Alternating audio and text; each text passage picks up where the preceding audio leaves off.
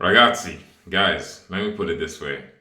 Stay away from foolish people and from foolishness. I've come to a place in my life now when I talk to people and I hear people say things like, oh, I don't believe in God or I don't think God exists.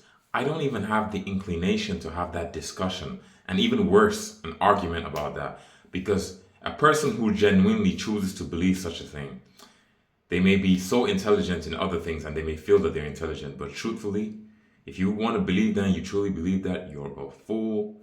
You are a fool. The fool says in his heart, there is no God. There is nothing created that has no creator. Even us as beings, everything that we have around us is created. We create so many things. Nothing falls out of the sky. It just happens. And if you say that to anybody, like it's saying, oh, this Tesla truck just appeared and it just came out of nothing, they will say you're a fool. There must be some science to it, to how it was created. So how idiotic is it to believe that we are not created by a creator? Satanists come up with these things, and people who are not willing to subject themselves to the Lord and deny their flesh, and other foolish people who want to live in that concept follow because they want to do whatever they want to do without consequences. And I'm talking about the greater consequences, the consequence of betraying your own conscience, man. I don't know if there's very few things that are worse. And then you have to also take into consideration everybody wants love. Everybody wants to love, and I think most people not just want to love, but they want to give love. But check this out, man. How? If you talk to a millionaire or a billionaire, they'll tell you, most of these guys will tell you, even if I lose all my money today, I can make it back. And you know why that's true? You know why I realize that's true? Because when you've gone through the process of earning something, right? You know you've gone through the trial and error, you've suffered to get there. You know what it takes. You know what it takes. So at some point, it doesn't matter whether you lose it, you can always get it back. It's just like going to the gym. For most of us who have spent our lives being in shape or going to the gym or working out, you know that once you get to a point where you know how to get in shape, even if you go out of shape, which you shouldn't because you should maintain, you know how to get back. You know how to get back. You just have to put in the work. Now think about that. So you know the roots and the source. Now imagine this. Everybody wants to love and everybody wants to be loved.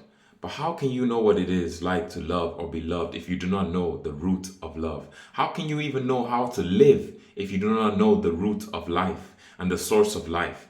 God is the source of everything. You being disconnected from Him is like, how would I put it? It's funny because exactly how Jesus put it, it never really occurred to me in the fullness that it occurs to me now, and I'm sure it'll even occur to me greater in the future. He is the vine and we are the branches. You are the branch of a vine, right? But if you are not connected to the vine itself, you will fade away and you will wither away. And in this lifetime, no matter how glorious it looks, you will fade away and let me put it this way. The vine will be pruned, and every branch that's not producing fruit will be uprooted. That's just the reality. And it's clear and obvious to see why. You are not connected to the source, which means you cannot live the way the source designed or created you to live. It's just an inevitable reality. There is no creation without a creator. You know, I mean, how naive can we be, man? So if you want to know how to live life, if you want to know how to love, if you want to know what it is to be loved truly, you need to connect to God. And you cannot connect to God without Jesus Christ. And the reason for this, because there are people who believe in God. Good. It's one thing to believe in God. At least you're not stupid enough that you don't say there is not a God. But the reason why you cannot connect to God without Jesus Christ is because for you to be able to connect to God without Jesus Christ, it would mean that the sacrifice of Jesus Christ was in vain. And that sacrifice He made is a sacrifice that no other human being would be willing to make or could make. No one in the position that the Lord was in would do what He did. But guess what? Let me just close with this. People will often ask, you'll hear this from people who call themselves atheists. They'll say, why does God allow evil? You should be thanking God that God allows evil, allows freedom and allows free will. Because guess what? If God did not allow evil and God was to just end it all, He will end you too. Because guess what? You may just be talking about other people's evil, but everyone is evil to some degree. And that's not God's fault. But God is giving His own a chance to grow the same way the hairs are growing at the same time, because the Lord has planted his own seed and the devil has planted. If the Lord was to just uproot the devil's seeds at an early stage, he would have to uproot us too. And to be honest, I would imagine that if I was God, which I cannot be because I'm not as loving as God, that's what I would do. But God allows us and allows even the hairs to grow too. Let's say weeds. Allows the weeds to grow as well, just because he does not want to uproot his own.